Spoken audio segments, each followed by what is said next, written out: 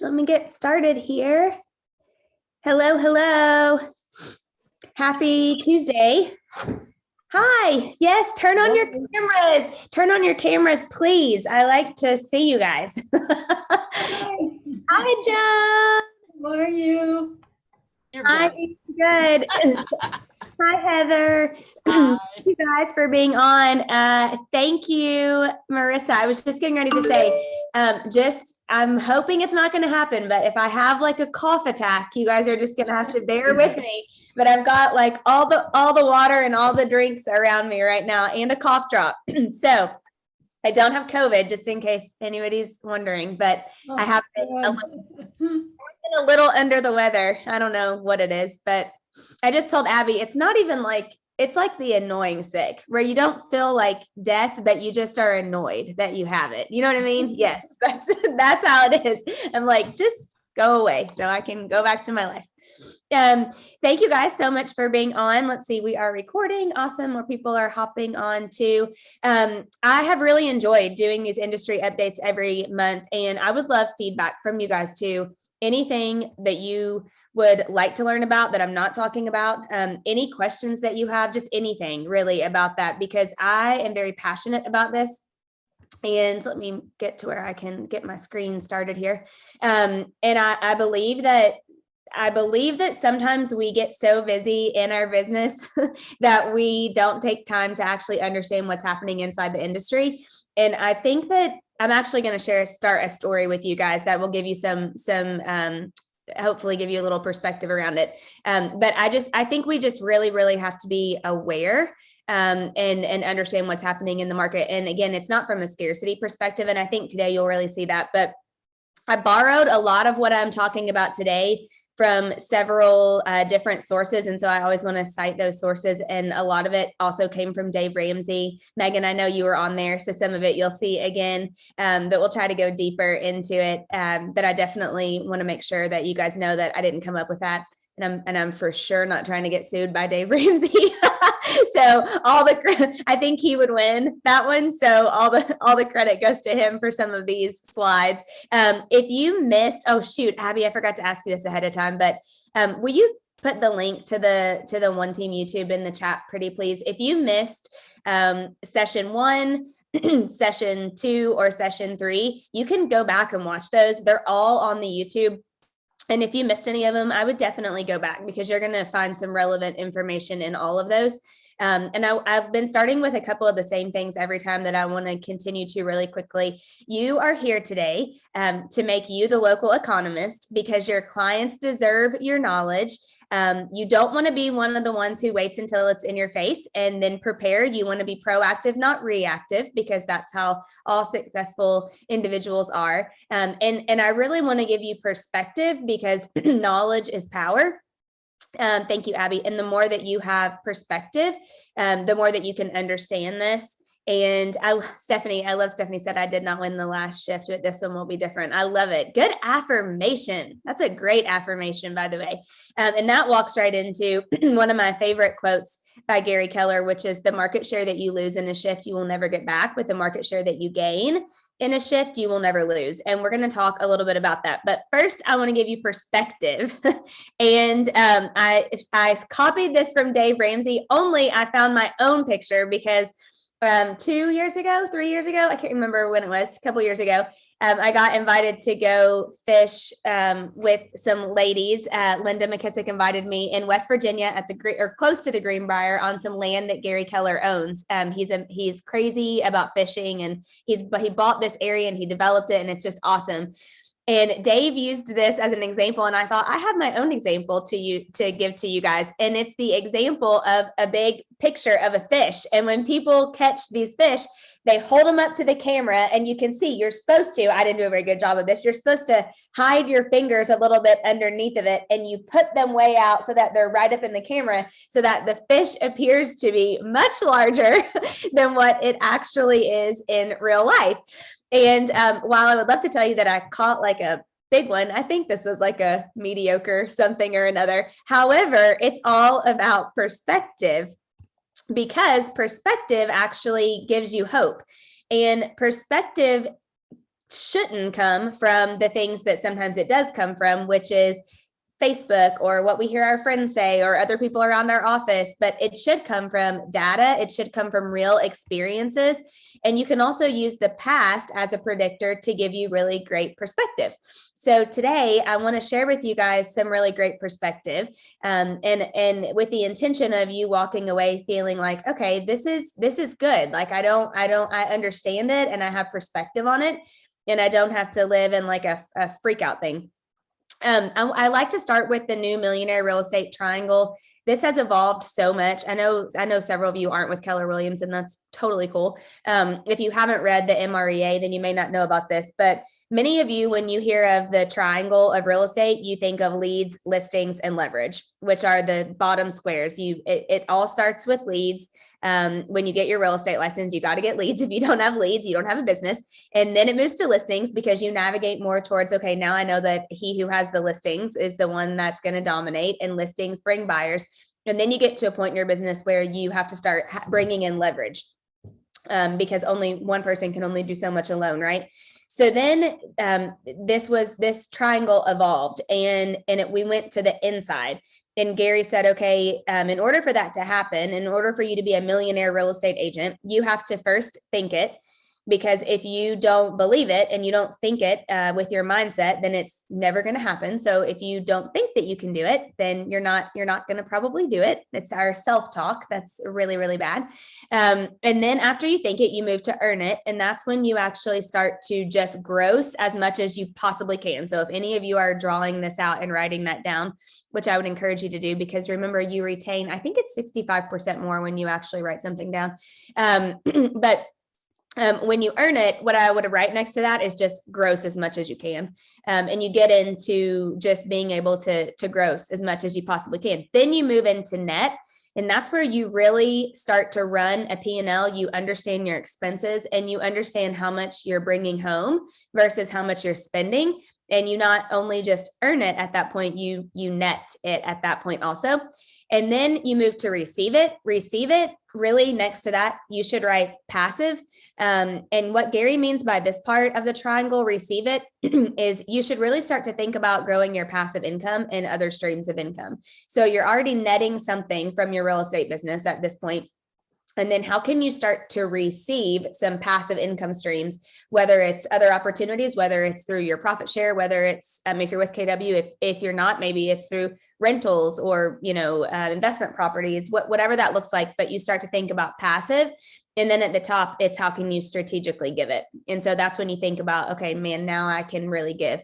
The third layer of this was just added really about a year ago. And I think this part could prove to soon be the most important part. And that's the bottom, meaning it all starts with your value proposition. So you have to truly know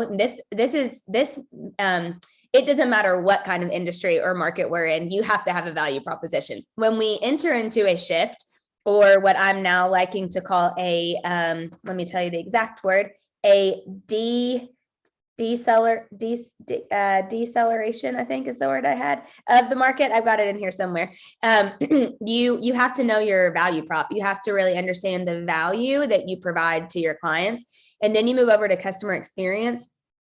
And this is not just, do they receive good service from you? This is what experience do you give them? And we've talked a little bit about this before, but just to give you some examples, I mean, like, I think about the shift interview that I did with Linda McKissick and Terry Morler last week. Like, do you know so much about your clients and their kids that you are actively sending them, cards, gas cards when their kid turns 16 and gets their driver's license? Are you giving them a great experience that when they show up to look at houses, you've got coloring books and crayons of houses for their kids to keep them occupied? You know that when they're moving, when the movers are coming, are you having pizzas delivered for their move? Like, what experience are you really giving them? Because that's definitely what it's more about. And then the third part of that is your database or data bank, or what Gary would also refer to as now your community. And it's being so intentional with them. Very, very intentional. Oh, Stephanie, that's awesome. Yeah, you are in great relationship with your people. Absolutely. And that's the way that it should be. You're doing something right when you're getting invited to their weddings and their events and those sorts of things. So I want to share with you 2 quotes I shared last time. Wayne Gretzky says, "I skate to where the puck is going, not where it has been." And I want you to think about that as we go into a shifting market. And then also, change is inevitable, but participation is not. And what that change is not inevitable. What the change is belongs to those who create it. So you should go and be the puck. And I'm actually being a guest on a podcast this afternoon for a really good friend of mine, Tyler Dickerhoof. He's been on Wednesday Morning Mindset several times, so some of you may know him, but he has an awesome leadership podcast. And he asked me to come on at 3:30 today and talk about real estate and the changes in the industry and how to be a leader during those changes. And one of the first things that popped into my mind is about 2 years ago when we were opening an office in Ashland, Kentucky. And some of you that might have been there with me that day, but we went to look at space. And the first space that we looked at for our office, we pulled up to, and it was a Blockbuster building. I actually have pictures of it somewhere here on my computer. And it still was like they just picked up and left. I mean, the Blockbuster sign was still outside. They still had like the upcoming feature of the movie of the week, which I still remember was Big Mama's House. It was like posters everywhere when you walked into Blockbuster. And they still had like some movies on the shelves and all that stuff. And I instantly felt 2 things. Like, one, I felt a little bit of like nostalgia because I was like, man, remember when it used to be like a thing to go to Blockbuster and you picked out your candy and you went through and looked at the new releases and all that stuff.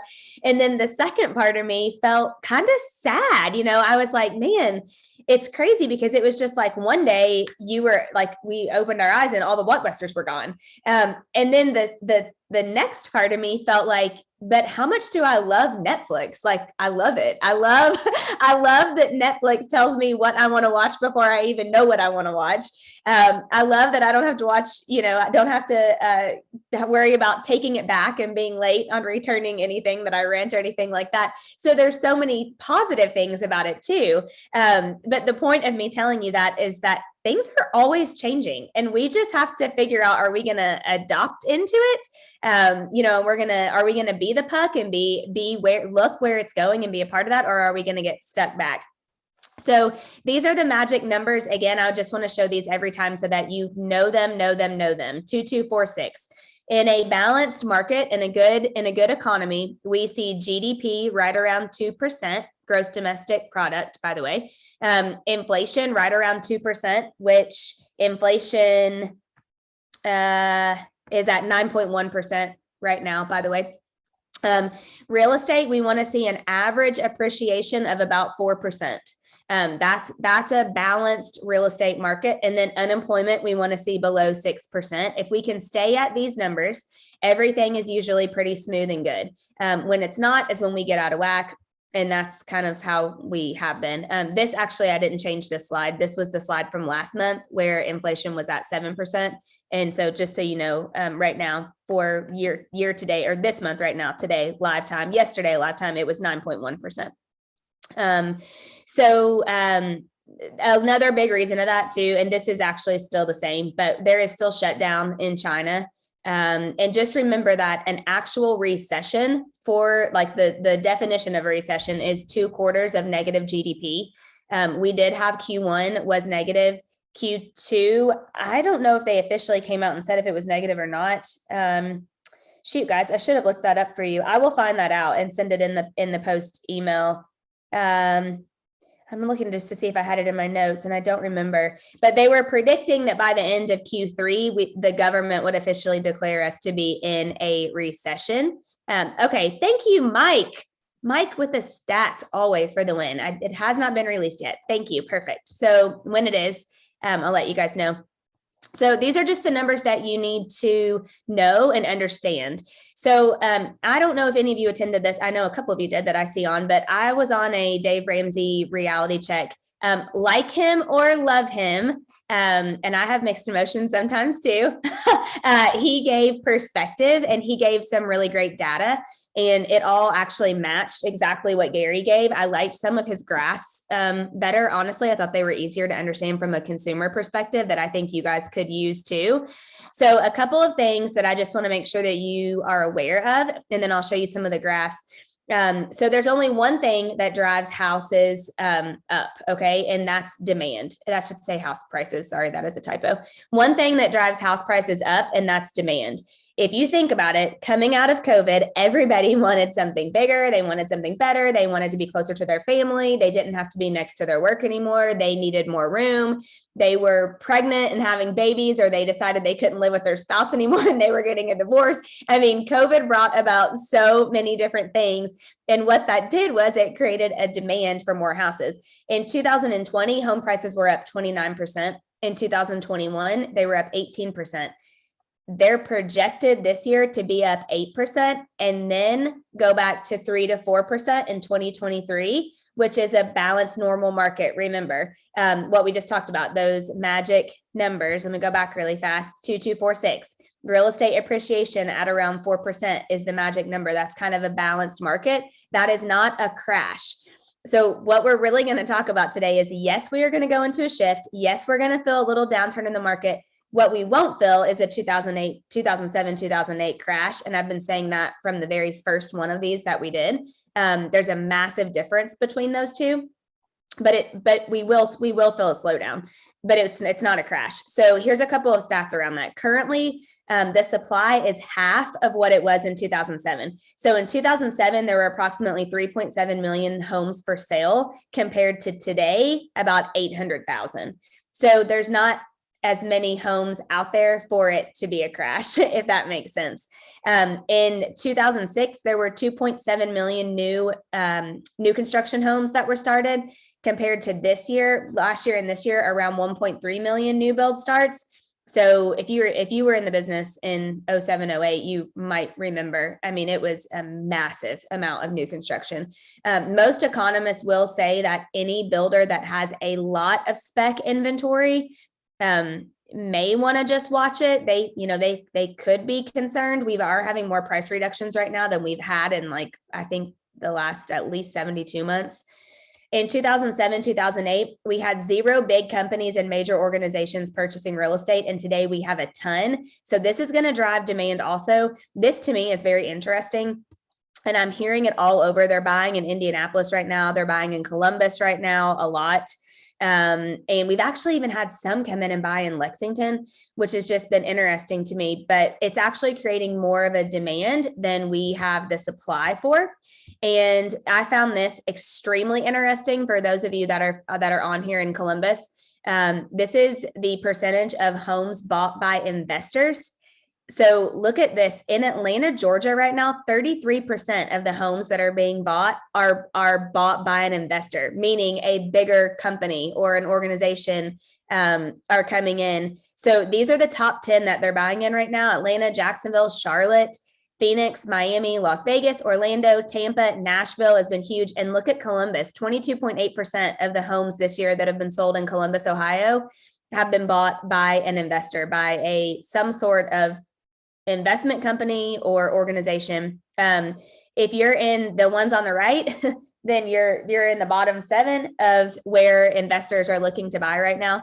They're not buying in Chicago, Virginia Beach, Minneapolis, Portland, Seattle, Washington, or Providence.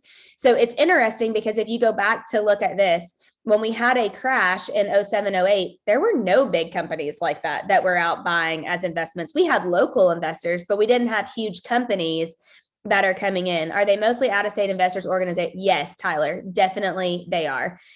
We're going to see a lot more of that. I mean, we're going to see big conglomeration investment, billion-dollar investment companies that are coming in that want to buy investments. And if any of you that study the rental market, you might have noticed, or you might be somewhat paying attention to the fact that rents, what's happening with rents right now? They're like through the roof. Yeah, it is outrageous to rent right now. So these investors are seeing that and they're like, man, why would we not buy as many rentals as we can? Because the rental prices are just continuing to go up and up and up.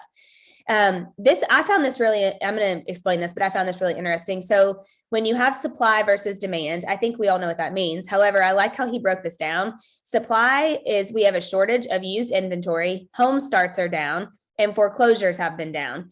Demand, we have 5 million more millennial buyers this year. We have 12 million more overall households, and we have investors buying 1 in 4 homes. So the demand is what's creating this. And honestly, I found it interesting, especially where I live in 2 states, but operate in like 5 states. They're all different. And right now, and people have been asking me this about the Charleston, South Carolina market, because we have a house here and we live here half the time. I do, and I don't anticipate them going down. Honestly, I really don't. And Dave Ramsey actually said that in some of these areas, it would be like saying, if any of you are familiar with Florida, like the Florida market. I mean, 20 years ago, you could buy a house in Naples on the beach for $500,000. I mean, now you're not getting anything less than 10 million. The demand has gone up so much so that the prices have never come down. They've just continued to appreciate because the demand has been there. And I'm going to show you a graph here in a minute that's going to blow your mind on that. But here's a little bit more data that you should know and understand. When it comes to new construction, so if you think about it, in 2006, 2007, the average lumber prices were $630 per 100 board foot. And in 2020 and 21, they went to $1,750. So lumber more than doubled, which I know a lot of you are familiar with, but that affected new build starts. It also affected the price of new construction, right? Because builders aren't going to take a loss on that.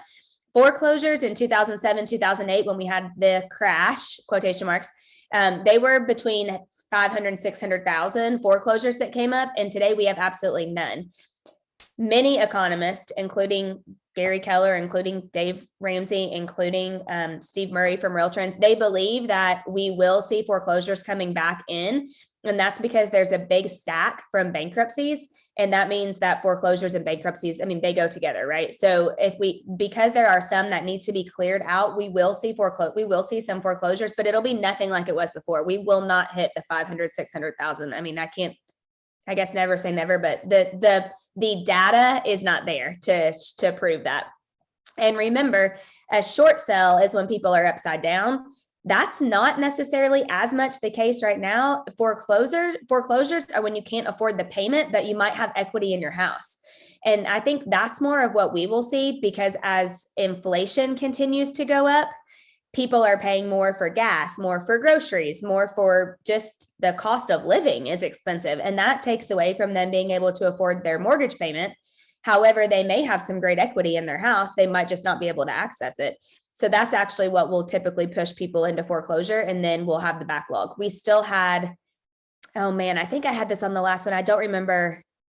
Oh shoot, I don't have that notebook in front of me, but I can't remember how many people, too many numbers in my head, and I have a cold brain fog right now, but how many people didn't go back to work? Somebody may remember it after the pandemic. Well, remember, a lot of those people still have a mortgage and they still have bills to pay. So that's what could cause some of these into foreclosure. Prime home buyers right now are in their mid 30s. So millennials are the absolute target home buyer. They are the prime home buyer. They will continue to be for probably the next 12 to 36 months, which is just something really good for you to know. Let's see what Brian West, you're on. I love Brian. Underwater homes in 2006 were at 7% and surged to 26%. Wow. In Q3 of 2009. Today, underwater homes just below 2%. Thank you. Love it. Love a good stat. And so you can see there's a huge difference, right, between what going into a shift versus a crash could look like. This next bullet point, I think, was just really good to touch on. And I've been sharing this with a lot of our agents in my market centers. A lot of buyers over the last 2 years felt like that they were boxed out of the market, meaning they didn't have cash to cover appraisal gaps, or they didn't have cash to pay cash when they were bidding against cash. They were more chasing the houses, and they felt like they got boxed out, right? So that's going to shift. Actually, the rates going up, honestly, will help a little bit with that. But if you had buyers in the last 2 years that they got burnt out, or they didn't have the cash, or whatever that is, those are the ones that you guys should be going back to. because this will actually help them. It'll give them an opportunity to not be boxed out of the market. It'll give them an opportunity to come back into the market. And so that's where we talk about it will shift and slow down, but not like 2008. The data is just not there. So what Dave's prediction was, which I agree with, and this is what Gary has said, we will likely shift into a normal for sellers market, a great for buyers market, even more than a year ago, for those reasons that I just said. The buyers will actually be able to compete now, and it's still going to be a normal market for sellers. Now, they might not be getting, $200,000 over ask price and get to stay in their home for 12 months for free and, a vacation. I mean, I've heard some of the craziest crap, you guys, that sellers were offered over the last 2 years. It blows my mind.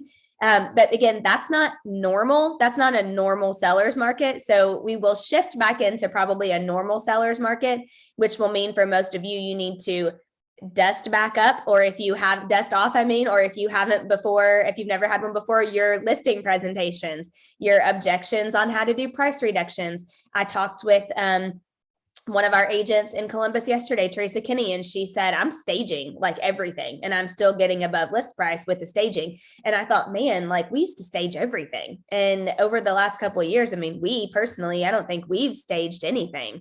And so getting back to those things, I think is going to be really, really important. Excuse me. This is a good graph that just shows you how of the more prime home buyers right now. So you can look back in 2008. We had Generation X, we're at 55 million. So if you look right here, that's about 3.5 million, where today millennials, we're up over the 4 million mark. So there's about a $5 million person difference between now today where millennials are buying. So this is going to drive up the demand even more. I think I've been reading, my coach and I love, Terry and I love, we heard this guy speak, Tim Elmore, and he writes a lot about generations and he's written a ton of good books. But I actually thought this week, after she's doing a study with him right now, and I thought after my call with her, I thought, man, I need to bust back out and read. I think I am a millennial. I think I'm on the year where I'm like right there. I don't know. I can't remember. 83 is when I was born, if anybody knows that. But I felt like I needed to tell everybody that they probably need to really study on millennials, because if there's 5 million of them out there and they're our prime home buyer right now, we really need to understand that. Elder millennial, Tyler. Oh man. Thanks for the term. Is that technically what I am? I think so. He's typing. Yes. It really is, Brittany said. Oh, man. Okay, Brittany is too. Oh, my gosh. We're okay. Yep. Okay, so we're an elder millennial. Good to know. Learn something new every single day. And I just said this was the year that I actually kind of started to feel older. Can you go back to the last screen real quick? Yes, I can, Jess. There you go. So anyway, if you're not, okay, thanks, Susan. We have a lot of millennials on. If you're not a millennial, you should understand millennials and their buying habits and what they're into. How do they like to communicate? Do they prefer tech more? Do they not prefer tech more? Do they prefer more face-to-face? It just made me think about that, and you're welcome. Made me think about that and understanding that a little bit better. I stole this slide straight yesterday from Chris Welton on Troy Marsh's Zoom. So if you were on, this is a repeat. And if you weren't, I loved this, because what this tells you is that home prices have not been affected. If anything, they have continued to go up. So if you look at October 2015, housing today, a bubble larger than 2006. Appreciation was at 5%. So a little above normal. And so you say you had an average home price that was started at 300, it went to 315. August 2016, we're in a new housing bubble, appreciation at 5.4%. Your house went to 332. In 2017, homeownership doesn't build wealth, studies find. Appreciation was at 6%. Your home was now at 353. In 2018, it's better to rent than to buy in today's housing market, is what the headline was. Appreciation was at 4%, which is normal. So now your home was worth 367. So just 3 years later, 67,000 more in equity. 2019, the housing market is about to shift in a bad way for buyers. Appreciation was still at 4%. So your home then was worth 382. December 2019, just what, 5-6 months later, Next year will be hard on the housing market, especially in big cities, but appreciation went to 16%. So now your home was worth 443. And in July of 2021, housing boom is over as new home sales fall to pandemic low. However, in 2021, we still had 18% appreciation.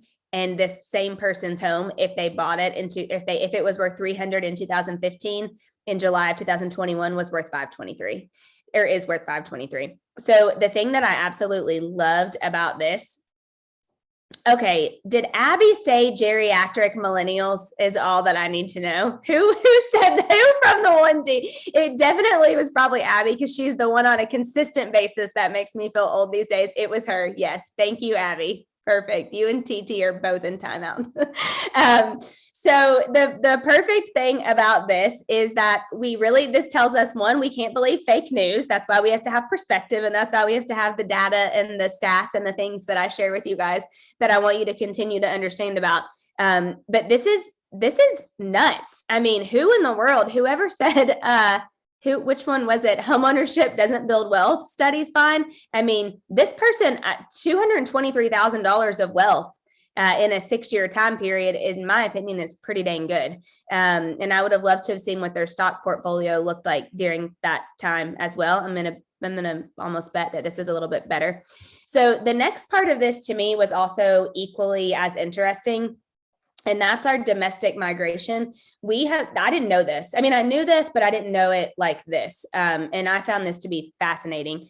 Homeowners have been leaving certain states and running to other states in a massive way. And some of you may feel that in Charleston, we felt that a ton. In Columbus, that's happening a lot. People are coming from California, New York. Well, you're going to see on the next slide. The reasons that they're doing that are mainly for a couple of key reasons. One, they're running to lower tax states.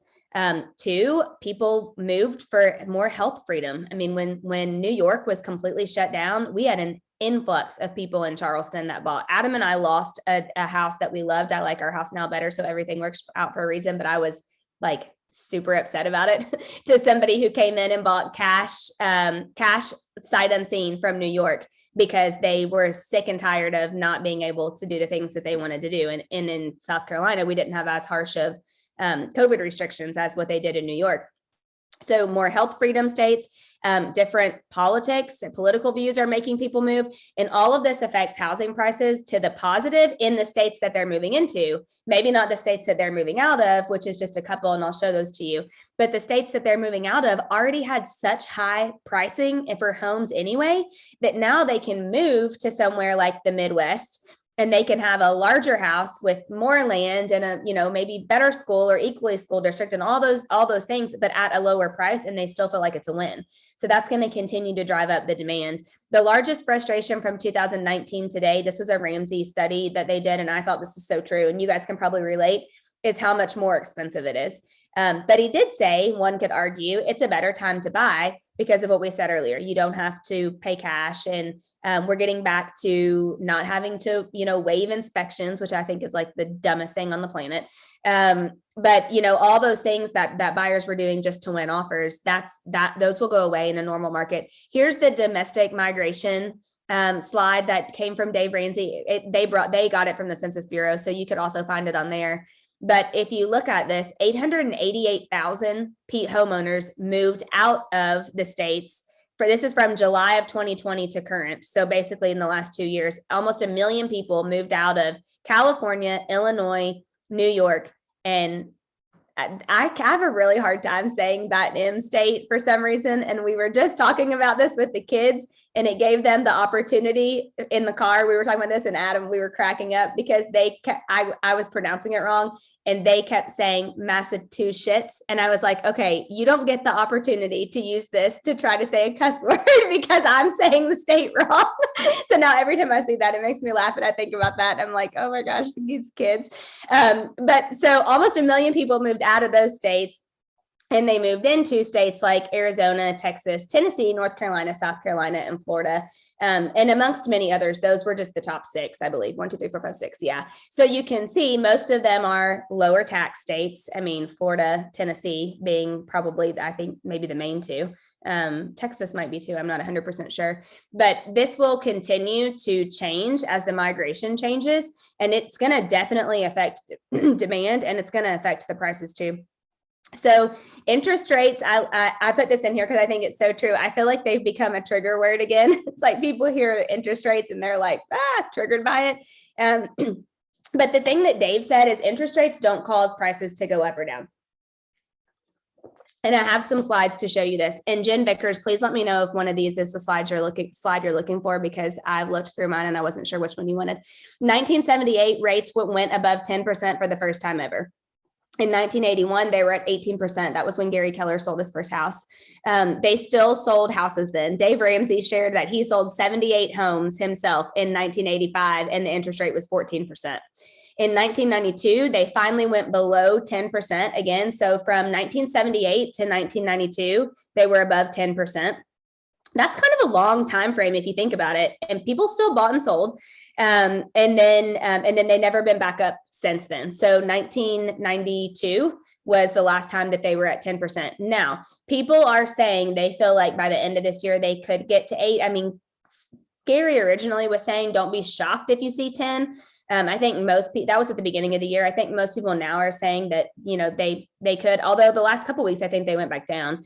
And I'm going to have somebody next month on to talk a little bit more about rates too, but he said the spike in rates is causing the emotion and the fear. And what we really need to do as the expert, which is all of us, is give our client the perspective that they need, because what they hear on the news is the trout pick.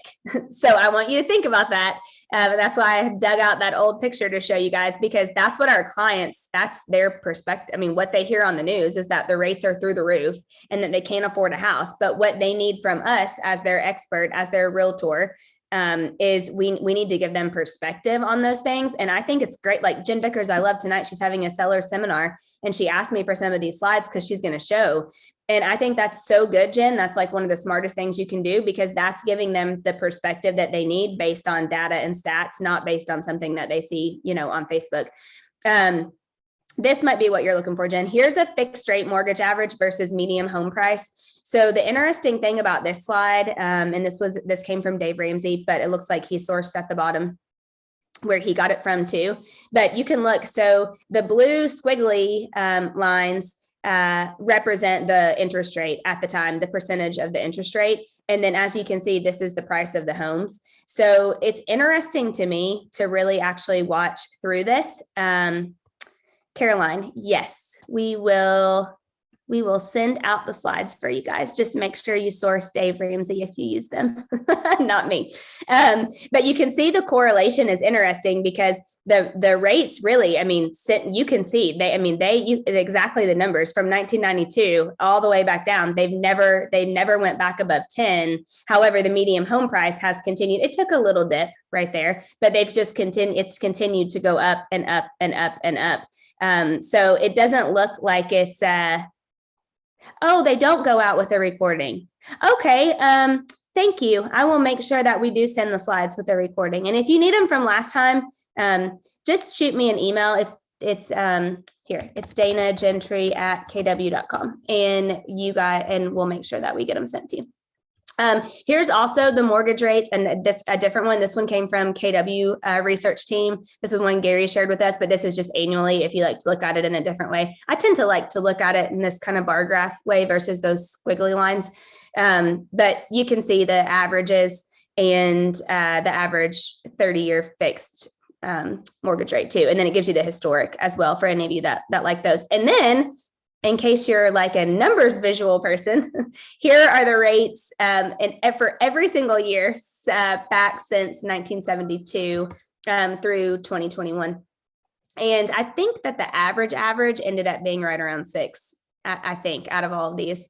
I had that in a note. I'm pretty sure it was 6 something, as you can see. So they've really, the end message on this part is we've just been so spoiled the last couple of years, really. And we just need to give our clients the perspective around this, because we've never had anything like what we've had in the last 3 to 4 years compared to the historical average. I stole this from Troy Marsh too. If any of you want to take this and use it, I think this would be awesome to use in your buyer presentations, or make sure that you're sending something like this out, even an email to your clients. But this is just the difference in the rates in their monthly payment. So you can just see on a $300,000, $400,000, $500,000, $600,000 loan amount at a 3.25% rate, what their PI, remember that's just PI, not taxes and insurance, just principal and interest. But the difference between a 3.25 and a 5.85 and the difference in their monthly payment. So, I mean, if you're buying a $600,000 house, I mean, that's $1,000 a month different on your, or almost $928 on your monthly payment. And these are just the things, this is just giving them the reality so that they can make a sound decision and understand the facts. So this next one, I took this from, this was a screenshot of Gary Keller's last mastermind with Jay and Jason. And I think I shared this, but I wanted to re-hit it again, because this is where Gary believes the opportunity is. And this is this worksheet on the right-hand side. For agents, he really believes in 2 things. For your business, the opportunity is to get back to the fundamentals, really understanding leads, listings, and leverage. I love to ask this, and so I would love it again. Will you just type yes or no if you had your license in 2007, 2008? So meaning if you went through a recession before or a shift, yes or no. And no, if you have not. Yep. I figured couple yeses, mostly no's.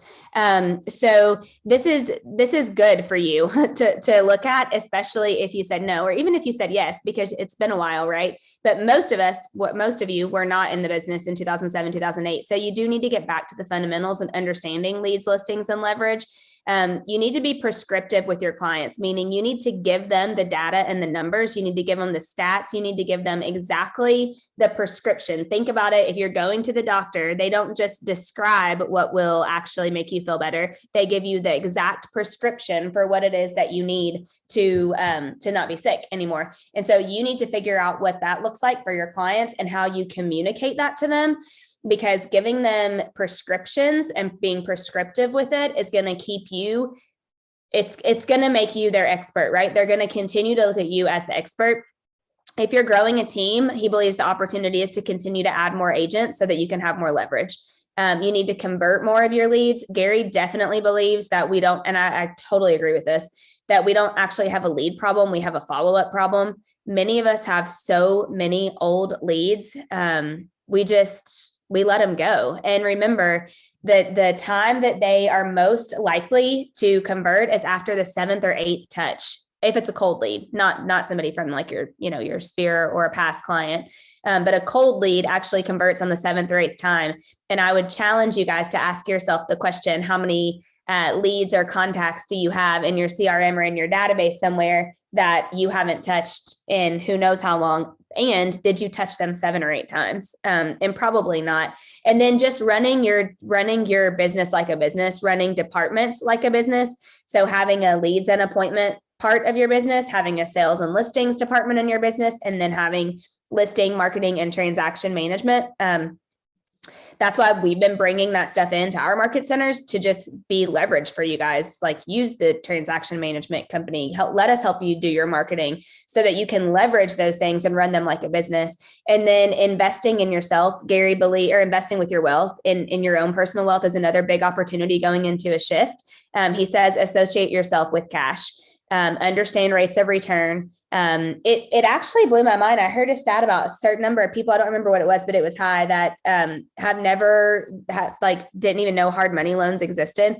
But you should associate yourself with at least understanding hard money loans. And then of course, understanding the rates of return for your business and just following a model. Gary's motto has always been what I've tried to live by, which is for every dollar you spend on your business, you should get 4 back from that. And I think that's just a good, safe, easy way to look at it. and to track what it is that you're spending, because Linda and I and Terry talked about this on last week, but I do get somewhat irritated when people hear shift and recession and they're like, bah, I'm cutting everything. I'm moving out of the office. I'm firing my coach. I'm stopping my direct mailing and all those things. And I'm like, wait a minute. Do you even know if you're making money on those things? Because you should the absolute rule of thumb, you should never cut anything that's making you money, or making you be more productive, or that you're getting a good ROI on. But you're not going to know that if you're not watching your ROI and you don't know what you're getting. And so this last part, how am I doing on time? And I don't know, it said 2:30, but I've been keeping these at an hour, so we should be done right at 2. This is a different change of pace. So I gave you the stats and gave you good perspective and good data, but I just want you to think about the future of real estate and who decides what the future is. Many smart people in the real estate industry and economists and brokerage owners and large team owners would challenge us to think about the agent relationship really switching from being transactional to home ownership.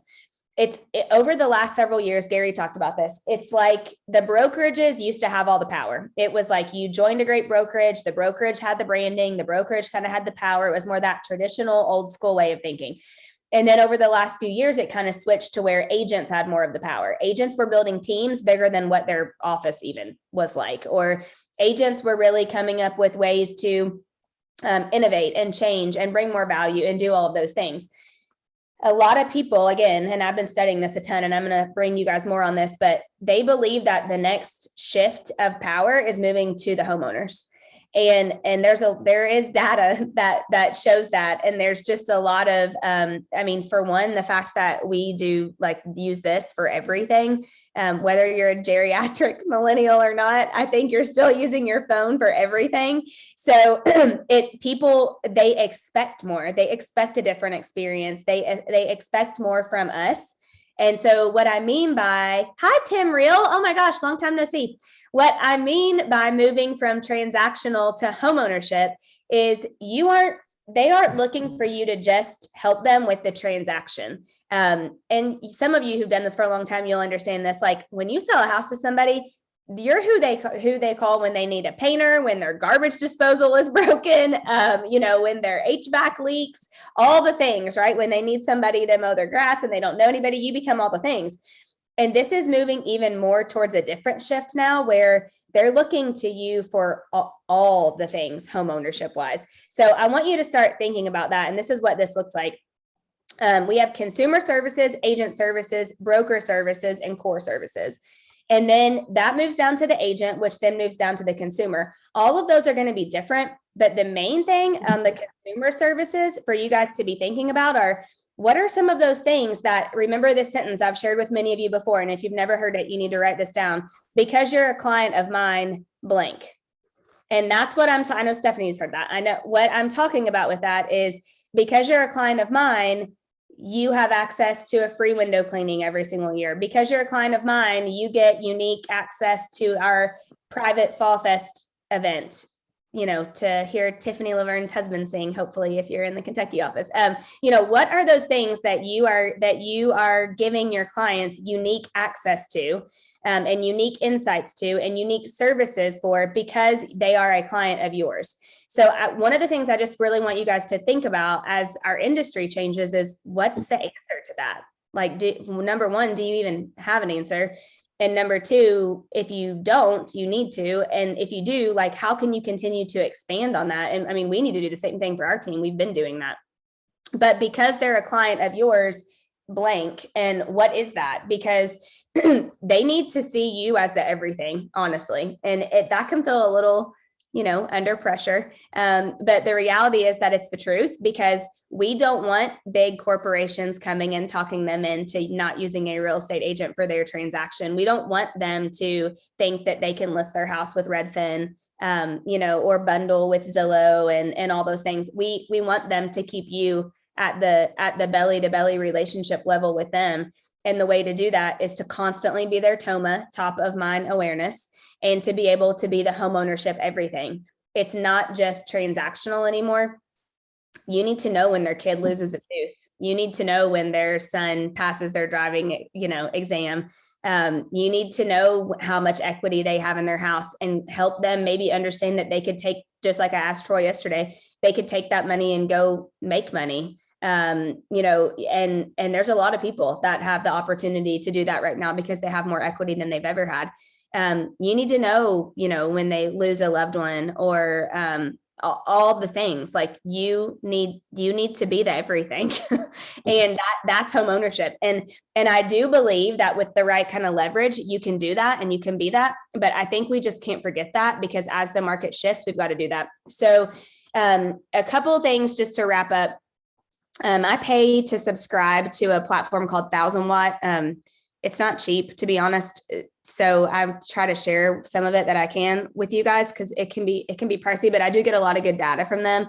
And I just want to have you think about this, that their founder and owner wrote in the email to the people, whatever we are, subscribers, this last month. And he was talking about consumers have had a taste of real change in the past decade. So I just want you to read this. It's like 3 slides, but it's good.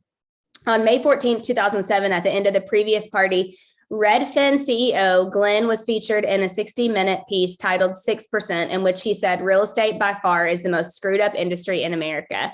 It ignited a firestorm and put Redfin on the map. Many of you actually, if you were in the business then, remember that.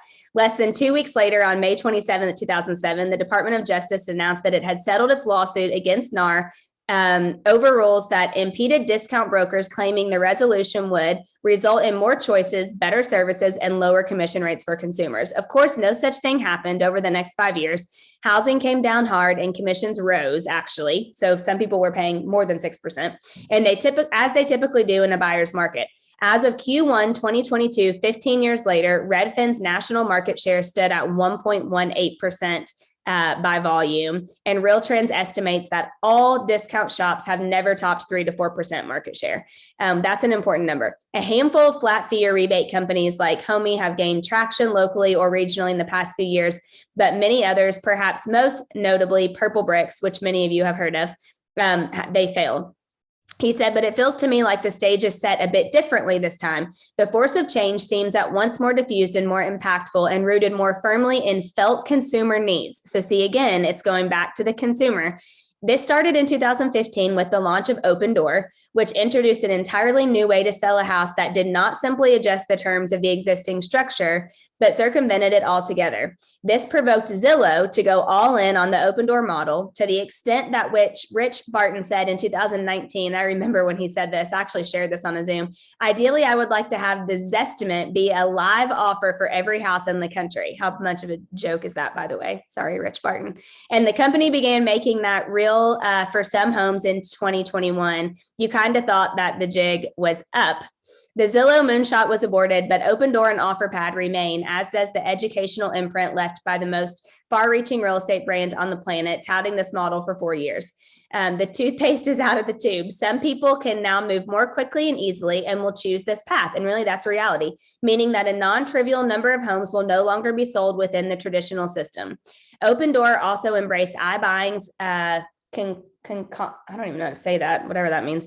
Power buying, like iBuying, power buying deploys capital or assumes risk in order to surmount hurdles in the traditional transaction process. Many smart people I talk to think that the cash or good as cash offers power buyers enable will be operative in half of all transactions in the coming years.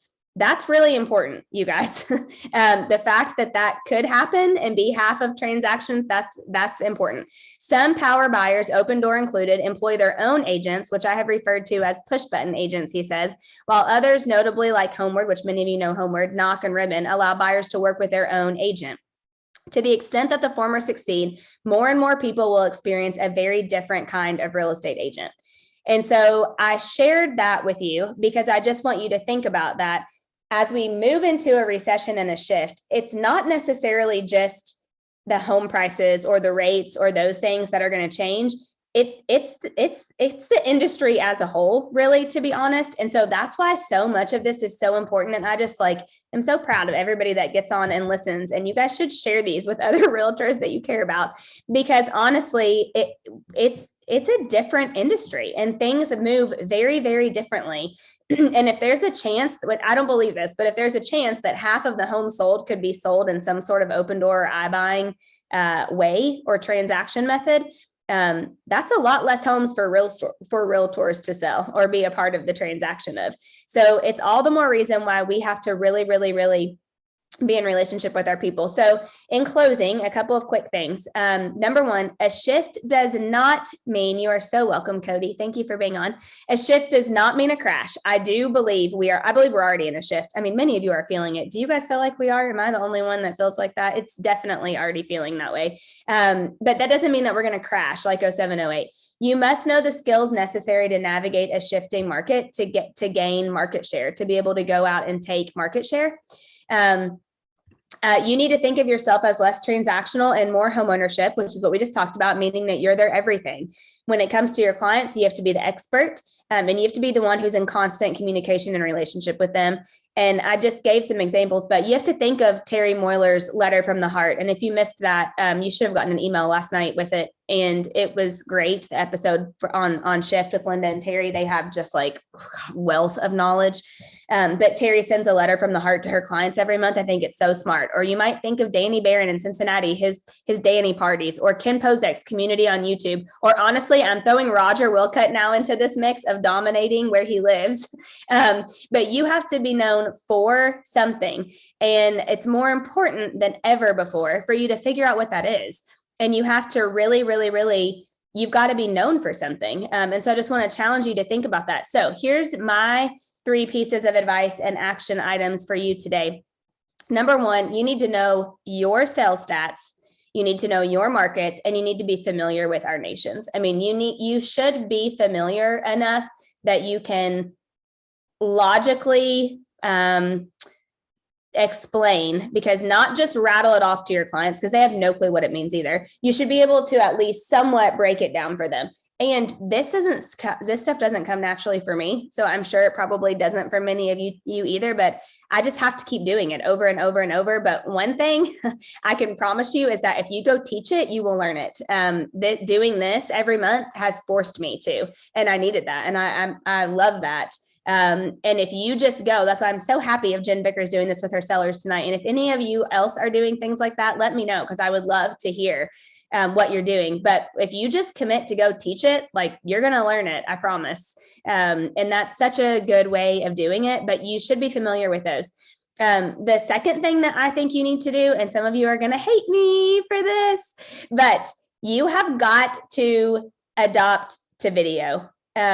You have to. Tyler's going to love me for this, but everybody else is going to hate me for this. But you've got to get on the video train. I'm just telling you, I know many of you are, and I think that's great. There is so much market share to be taken. The people who are visible, who are out there, who, just remember, perception is reality. So go out and follow Euler Hines, my friend Scott Euler from Cincinnati. I mean, just freaking, they crush it, honestly. I mean, so good. Many of you know Ken. Ken's on our panel next month, and this is next week. And this is exactly what he's going to be talking about. When is that panel? Shoot, I don't have it in front of me. Abby might know it, but follow Ken. I don't super love to do these either, but I don't hate them, but I've gotten a lot better at doing them, and I'm getting traction from them a lot. So you have to be okay with doing video and getting in front of a camera, and many of you are not, but you have to. Tyler, if you have any tips for that, you might want to put them in the chat. And then number 3 thing that I would say that you do, Tech Tuesday is up next. Okay, perfect. Thank you. Certain video editor that you like. Oh gosh, Susan, I don't know. Tyler is my everything. So I have no clue how to answer that, because Tyler's the best editor that I know. But we can probably help get you some more information on that. There you go. That's true. Get a ring light and you'll be ahead of the curve. Yes. And so here's the last thing you can do, and we will send you this worksheet. But you need to know your top 4 lead generation sources, and you really need to know them for the second half of the year. If you don't already, many of you track these, But this is the purpose of this exercise is to list all your lead generation sources for the last 12 months. Prioritize your first list in order of most leads generated. So, I mean, you might have open houses, online leads, Facebook, social media, sphere of influence, client events, database, referrals, repeat. You might have a lender partner, whoever, whatever all your list is. Then prioritize them. Sorry, Jen, I'm hurrying, for where'd you get the most leads from? And then you need to record the 4 main areas of focus for your lead gen. And then that needs to be where you need to just bust it out. Honestly, those 4 sources, they need to know you like the back of their hand. Thank you. It's July 26th is the big panel. Yes. At 1 p.m. It's going to be awesome. They're each giving a 10-minute hack on how they make a tip that can make you $1 million, like real life tactical, how it's done for them. So we'll send this out to you. And then, oh, there it is. I had it in here. I forgot. Okay. So that's Tuesday, the 26th. You can register for that. Would love to have you guys on and show them some support, which would be great. Plus it's going to be freaking awesome. Abby put the link in the chat for you to register. And then I just want to leave you with this. Oh, Tyler, that's so nice. You can DM Tyler on Instagram if you have questions too. Sometimes I'm a fan of Tom Ferry and sometimes I'm not, but I am a fan of this. The market's shifted. Make your calls, talk to your clients, meet new ones, identify problems, solve problems, rinse and repeat. Don't ask for things to improve, just go get better. This is the time, the best take market share. And that is very, very, very true. So 2 minutes late. Thank you guys for being on. I know we're over. So if you have any questions, just shoot me an email or message or text or something. But hopefully you found value today. And I hope you guys have a great rest of your week. Thank you. Thank you. Thank you. You're welcome. Thank you. See you guys. Do